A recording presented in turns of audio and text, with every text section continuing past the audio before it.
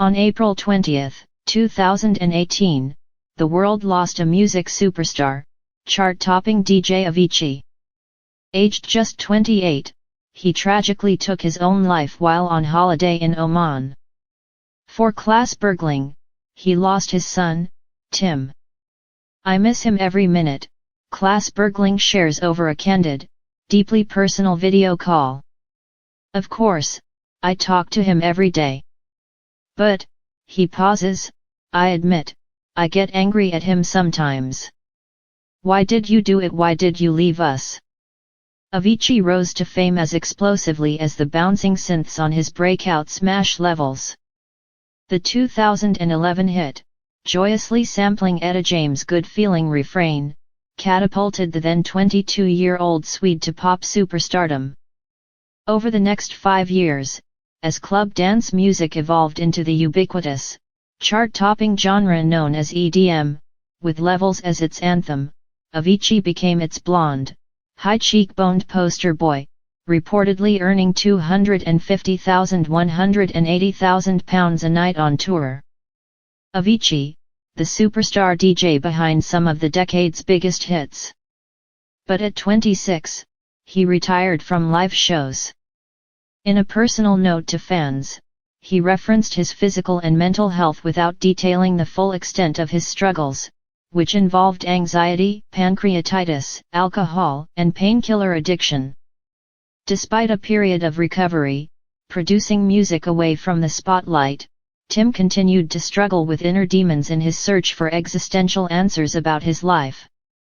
2 years later, the darkness overcame him a final, fatal time.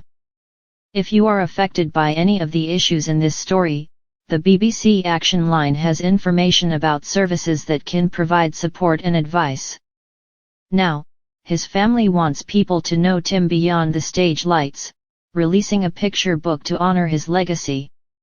It's part of the family's efforts through the Tim Bergling Foundation, set up in his memory in 2019, to open up the conversation around the mental health crisis among young people.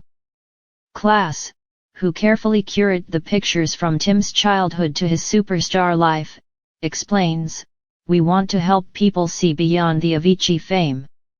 That's also why we named his posthumous album Tim."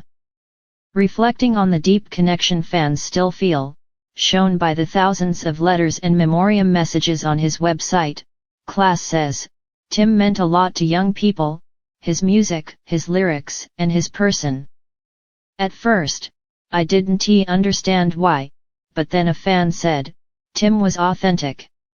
I understood." Many young people relate to that authenticity, his honesty, and struggles. Millennial star. Tim found fame the millennial way, by posting tracks online. He adopted the name Avicii in 2008, a reference to Buddhist levels of hell after discovering his own name was taken on MySpace. Signed briefly by BBC Radio 1 DJ Pete Tong after winning a talent competition, he caught the attention of DJ Laidback Luke by posting on his forum. But Tim struggled with anxiety from a young age, often having catastrophic thoughts and fearing he had cancer.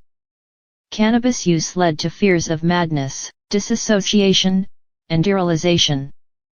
Class recalls Tim having intense identity questions during adolescence.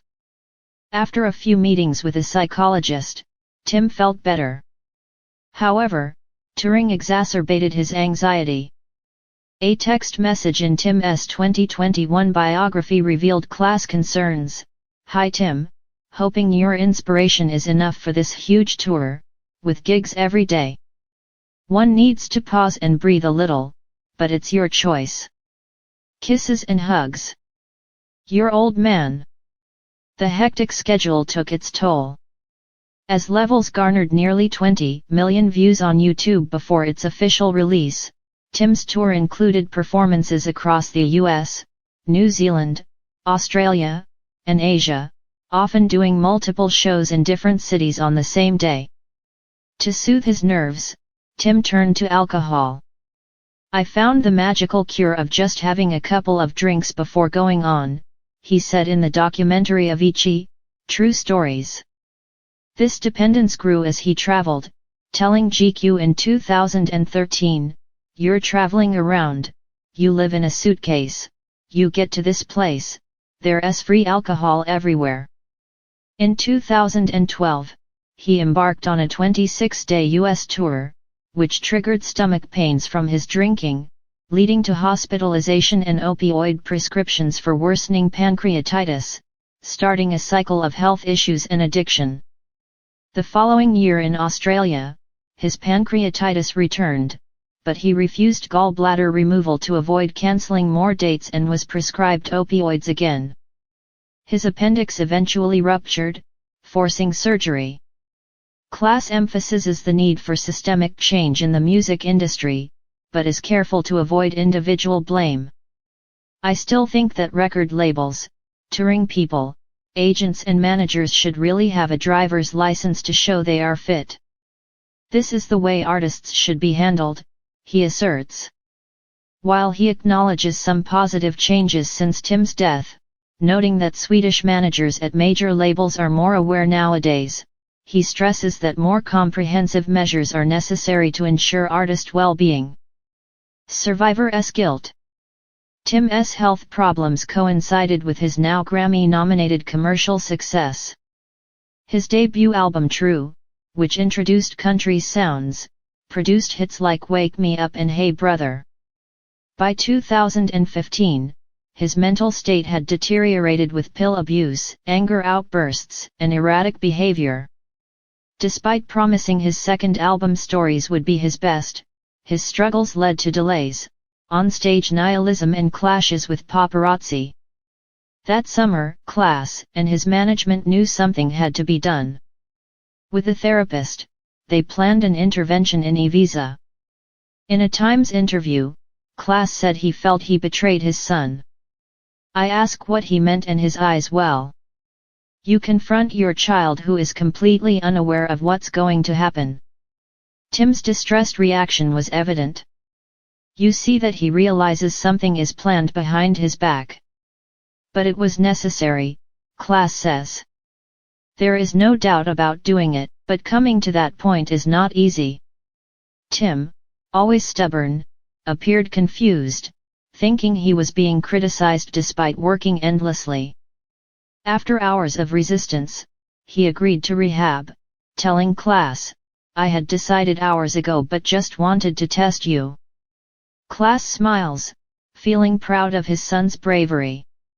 After rehab, Tim fought to escape what he described as the machine that was Avicii and quit working with his manager. The Avicii, True Stories documentary, completed before his death, depicted Tim on a beach, apparently at peace, no longer touring.